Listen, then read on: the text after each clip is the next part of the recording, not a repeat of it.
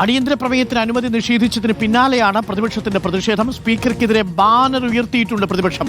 Channel ചർച്ചയ്ക്കിടയിൽ BJP. നേതാവ് പ്രിന്റു മഹാദേവ് രാഹുൽ ഗാന്ധിയുടെ നെഞ്ചിൽ വെടിയുണ്ട കയറ്റുമെന്ന് പറഞ്ഞതിലായിരുന്നു അടിയന്തര പ്രമേയം.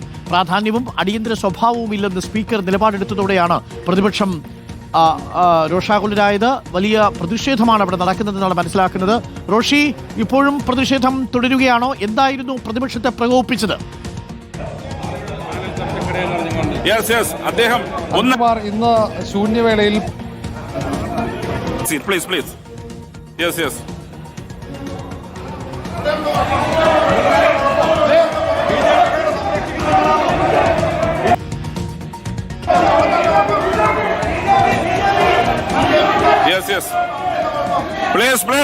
അദ്ദേഹം സംസാരിക്കട്ടെ.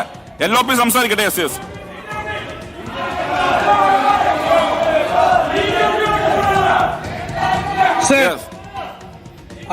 ഇന്നിവിടെ കൊടുത്ത നോട്ടീസ്, ബഹുമാന്യനായ ശ്രീ സണ്ണി ജോസഫ് ഇവിടെ കൊടുത്ത നോട്ടീസ് വളരെ ഗൗരവതരമായൊരു വിഷയം ഉയർത്തിക്കൊണ്ടുള്ളതാണ്. ചാനൽ ചർച്ചയ്ക്കിടയിൽ ഒരു BJP നേതാവ് ഈ രാജ്യത്തെ ലോകസഭയിലെ പ്രതിപക്ഷ നേതാവായ ശ്രീ രാഹുൽ ഗാന്ധിയുടെ നെഞ്ചിലേക്ക് വെടിയുണ്ട ഉതിർക്കും എന്ന് പറഞ്ഞൊരു കേസാണ് സാർ. അത് നിസ്സാരമായൊരു വിഷയമാണ്, ഗൗരവമല്ലാത്തൊരു വിഷയമാണ് എന്ന് അങ്ങ് പരാമർശത്തിനെതിരായി അതിശക്തമായ പ്രതിഷേധം ഞാൻ ഈ സഭയിൽ രേഖപ്പെടുത്തുന്നു. സാർ, രാജ്യത്തെ ഏറ്റവും വലിയ ഒരു നേതാവിന്റെ നെഞ്ചിൽ വെടിയുണ്ട ഉതിർക്കുന്ന സംഭവം ഈ നിയമസഭയിൽ വന്ന് ഈ ഗവൺമെന്റ് മറുപടി പറയണ്ടേ? അയാൾക്കെതിരായി 2 ദിവസം കഴിഞ്ഞ് ഇന്നലെയാണ് അയാളെ സംരക്ഷിക്കാൻ ഈ ഗവൺമെന്റ് ശ്രമം നടത്തുന്നു.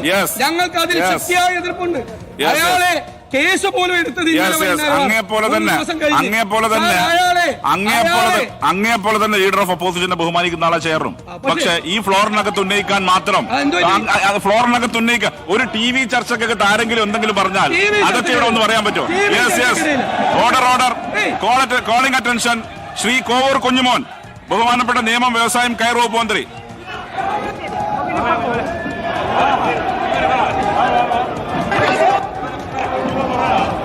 സാർ വളരെ കേൾക്കാം. അല്ല, എനിക്ക് കേൾക്കാൻ വയ്യ സാർ. അല്ല, പറയുന്നത് കേൾക്കണ്ടേ സാർ?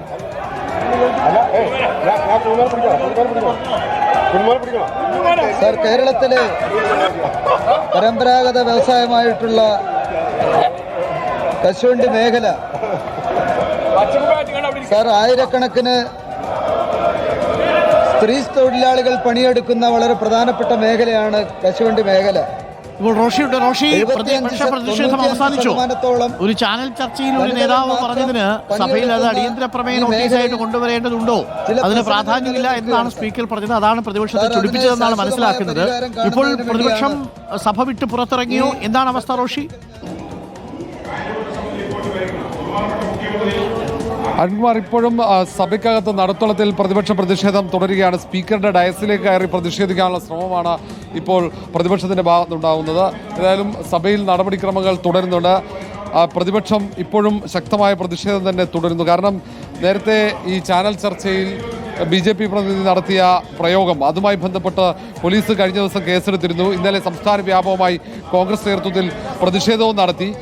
കേന്ദ്ര ആഭ്യന്തരമന്ത്രിക്ക് KC വേണുഗോപാൽ അടക്കം ഈ വിഷയത്തിൽ പരാതി നൽകിയ ഒരു സാഹചര്യമുണ്ട്. ദേശീയ തലത്തിൽ പോലും വിഷയം ചർച്ചയാക്കാനുള്ള ശ്രമം കോൺഗ്രസിന്റെ ഭാഗത്തുണ്ട്. അതുകൊണ്ട് തന്നെയാണ് ഇന്ന് നിയമസഭയിൽ ശൂന്യവേളയിൽ അടിയന്തര പ്രമേയമായി വിഷയം കൊണ്ടുവന്നത്.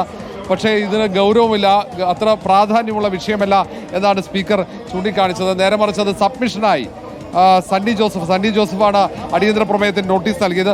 സബ്മിഷനായി വിഷയം സഭയിൽ ഉന്നയിക്കാം എന്ന് സ്പീക്കർ പറഞ്ഞിട്ടുണ്ട്. പക്ഷേ അത് അംഗീകരിക്കാതെ സഭാ നടപടികൾ നിർത്തിവെച്ച് വിഷയം ചർച്ച ചെയ്യണമെന്ന ആവശ്യത്തിൽ പ്രതിപക്ഷം ഉറച്ചു നിൽക്കുകയാണ്. ഏതായാലും ഇപ്പോൾ സ്പീക്കറുടെ ഡയസിൻ്റെ ഭാഗത്തേക്ക് കയറാനുള്ള ശ്രമം, അവിടെ വാച്ച് ആൻഡ് വാർഡർമാർ അവിടെ സുരക്ഷ തീർത്തിട്ടുണ്ട്, അവിടേക്ക് കയറാനുള്ള ശ്രമമാണ്. ഇടയ്ക്ക് ബാനർ ഉയർത്തി സ്പീക്കറുടെ മുഖം മറക്കാനുള്ള ശ്രമം നടത്തിയിരുന്നു. ഇപ്പോഴും സഭയ്ക്കകത്ത് പ്രതിപക്ഷാംഗങ്ങൾ കടുത്ത പ്രതിഷേധം തുടരുകയാണ്. അരുൺകുമാർ,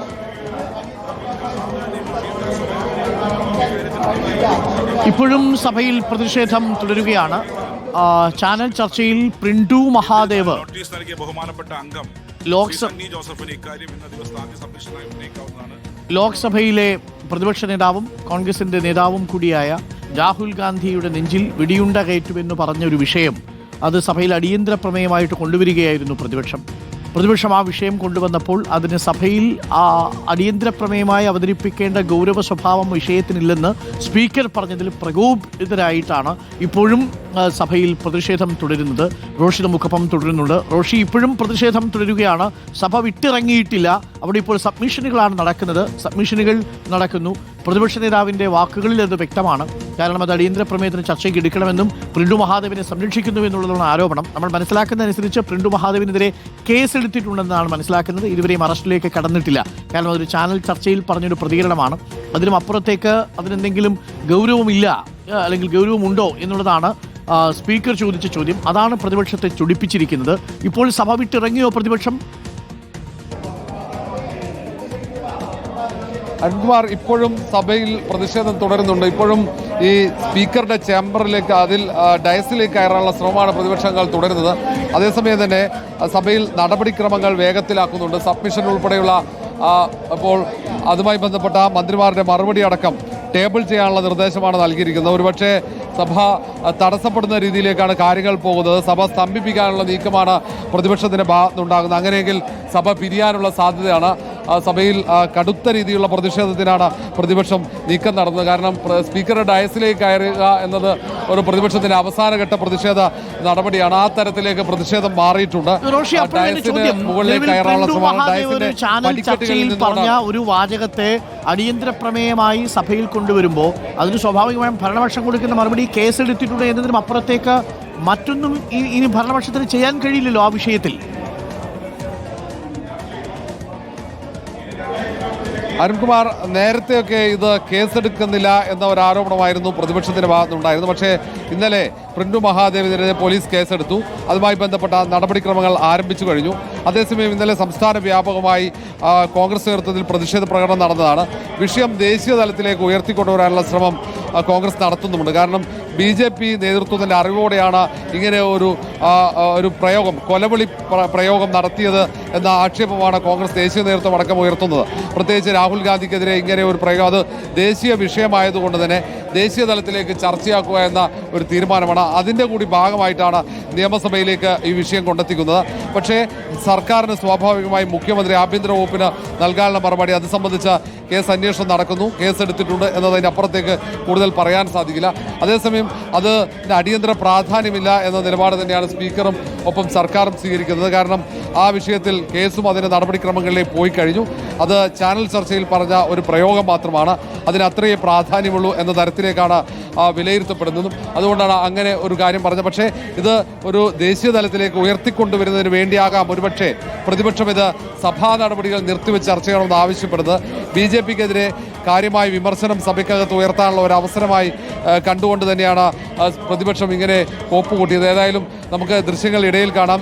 ഇപ്പോൾ സ്പീക്കറുടെ ഡയസിലേക്ക് കയറുന്ന പടിക്കെട്ടിൽ നിന്നാണ് സ്പീക്കർക്ക് അപ്പൊ നിങ്ങൾ രാഹുൽ ഗാന്ധിയോടൊപ്പമല്ല എന്ന് തന്നെ തെളിയിക്കുന്നത്. സാർ, കശുവണ്ടി മേഖലയ്ക്കകത്ത് ഈ ഗവൺമെന്റ് നടപ്പിലാക്കിക്കൊണ്ടിരിക്കുന്ന കാര്യങ്ങൾ ബഹുമാനായ അംഗം തന്നെ ഇവിടെ സൂചിപ്പിക്കുകയുണ്ടായി. കശുവണ്ടി മേഖല പ്രതിസന്ധിയിൽ നിന്ന് കരകയറാൻ കഴിഞ്ഞ ഗവൺമെന്റ് എടുത്ത സമീപനവും ഈ ഗവൺമെന്റ് പിന്തുടർന്ന സമീപനത്തിന്റെയും ഭാഗമായി ഇന്ന് കശുവണ്ടി ഫാക്ടറികളെല്ലാം തന്നെ തുറന്ന് പ്രവർത്തിക്കുന്നു. മെയ് മാസം വരെ, ജൂൺ മാസം വരെയുള്ള കശുവണ്ടി ഇന്ന് കശുവണ്ടി കോർപ്പറേഷന്റെയും ക്യാപെക്സിന്റെയും കയ്യിലുണ്ട് എന്ന കാര്യം കൂടി ഞാൻ ഈ സഭയിൽ അറിയിക്കുകയാണ്. അടഞ്ഞുകിടക്കുന്ന സ്ഥാപനങ്ങൾ തുറന്ന് പ്രവർത്തിപ്പിക്കാൻ കഴിഞ്ഞു. അതേപോലെ പിന്നെ തൊഴിലാളിക്ക് ഈ പ്രതിസന്ധി ഘട്ടത്തിലും തൊഴിലാളികൾക്ക് 23% കൂലി വർദ്ധിപ്പിക്കാൻ നൽകിയ കഴിഞ്ഞ സർക്കാരാണ് ഇന്ന് കേരളം ഭരിക്കുന്നത് എന്ന കാര്യം ഞാൻ എടുത്തു പറയുവാൻ ആഗ്രഹിക്കുകയാണ്. അതേപോലെ ഓണത്തിന് ബോണസ് വർദ്ധിപ്പിച്ചു. 3,45,87,500 രൂപയാണ് കശുവണ്ടി തൊഴിലാളികൾക്ക് ബോണസായി ഈ ഗവൺമെന്റ് നൽകിയിട്ടുള്ളത്. അത് ഈ ഗവൺമെന്റിന്റെ പക്ഷമാണ്. അത്തരത്തിലുള്ള പദ്ധതികൾ കുറെ കൂടി ചർച്ച ചെയ്യുന്നതിന് വേണ്ടി ഈ മാസം ഒക്ടോബർ മാസത്തിൽ വിപുലമായ ഒരു പരിപാടി കൊല്ലത്ത് സംഘടിപ്പിക്കുന്നു എന്ന കാര്യം കൂടി ഞാൻ സഭയുടെ ശ്രദ്ധയിൽപ്പെടുത്തുകയാണ്. സാറ് കുറെ ഫാക്ടറികൾ അടഞ്ഞു കിടക്കുകയാണ് സാർ.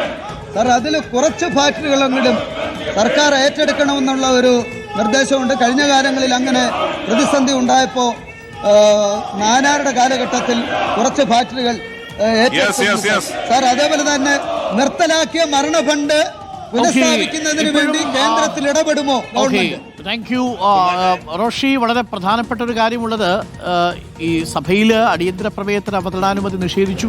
അത് ഗൗരവമുള്ള വിഷയമല്ലെന്ന് സ്പീക്കർ പറഞ്ഞതിൽ പ്രകോപിതരായിട്ടാണ് പ്രതിപക്ഷം പ്രതിഷേധിച്ചത്. ഇപ്പോൾ സഭ പിരിഞ്ഞുവോ? ഒക്ടോബർ 6-ാം തീയതി സഭ സമ്മേളിക്കാൻ വേണ്ടിയിട്ട് ഇപ്പോൾ പിരിഞ്ഞുവെന്നാണ് മനസ്സിലാക്കുന്നത്. എന്താണ് കൂടുതൽ വിവരങ്ങൾ റോഷി? അരുൺകുമാർ, പ്രതിപക്ഷ പ്രതിഷേധത്തെ തുടർന്നാണ് സഭ ഇന്നത്തേക്ക് പിരിയുന്നത്. ഇനി 6-നാണ് സഭ വീണ്ടും സമ്മേളിക്കുക. പിന്നീട് 10-ന് അവസാനിക്കുന്ന തരത്തിലാണ് ഷെഡ്യൂള്. ഏതായാലും പ്രതിപക്ഷം ഈ രാഹുൽ ഗാന്ധിക്കെതിരെ ഉയർന്ന കൊലവിളി പ്രയോഗം, ആ വിഷയത്തിൽ കൊണ്ടുവന്ന അടിയന്തര പ്രമേയ നോട്ടീസ്, അതിൽ സ്പീക്കർ നടത്തിയ പരാമർശമാണ് ഈ പ്രതിഷേധത്തിന് വഴിയൊരുക്കിയത്. സ്പീക്കർ നീതി പാലിക്കുക എന്ന ആവശ്യമുയർത്തിയാണ് സ്പീക്കറുടെ ഡയസിന്റെ പടിക്കെട്ടിൽ പ്രതിപക്ഷ അംഗങ്ങൾ പ്രതിഷേധിച്ചത്. പ്രതിപക്ഷ പ്രതിഷേധം രൂക്ഷമായ സാഹചര്യത്തിൽ സഭാ നടപടികൾ തടസ്സപ്പെടുന്ന നിലയിലേക്ക് എത്തിയതോടെയാണ് സഭ ഇന്നത്തേക്ക് പിരിയാനുള്ള തീരുമാനം സ്പീക്കർ എടുക്കുന്നത്. അതുകൊണ്ടാണ് സബ്മിഷൻ അടക്കം അതിവേഗത്തിൽ തന്നെ അതിൻ്റെ മറുപടികൾ, മന്ത്രിമാരുടെ വിശദീകരണം ടേബിൾ ചെയ്യാനുള്ള നിർദ്ദേശം നൽകി നടപടിക്രമങ്ങൾ പൂർത്തിയാക്കി സഭ പിരിയുന്നത്. കാരണം പ്രതിപക്ഷ അംഗങ്ങൾ സ്പീക്കർ ഡയസിലേക്ക് കയറി പ്രതിഷേധിക്കുന്നത് അത് കടുത്ത പ്രതിഷേധം തന്നെയാണ്. അങ്ങനെയുള്ള കടുത്ത പ്രതിഷേധം വരുമ്പോൾ സ്വാഭാവിക സഭ തടസ്സപ്പെടും. അങ്ങനെ തടസ്സപ്പെടുന്ന ഘട്ടത്തിലേക്ക് എത്തിക്കഴിഞ്ഞു സഭ. ഏതായാലും രാഹുൽ ഗാന്ധിയുമായി ബന്ധപ്പെട്ട് ഈ കൊലവിളി പ്രയോഗം നടത്തിയപ്പോൾ കൃത്യമായ പ്രതിഷേധം പോലും നടത്താൻ പ്രതിപക്ഷത്തിന്, കോൺഗ്രസിന് സാധിച്ചില്ല എന്നടക്കമുള്ള സഭ ഇന്നത്തേക്ക് പിരിഞ്ഞിരിക്കുകയാണ്.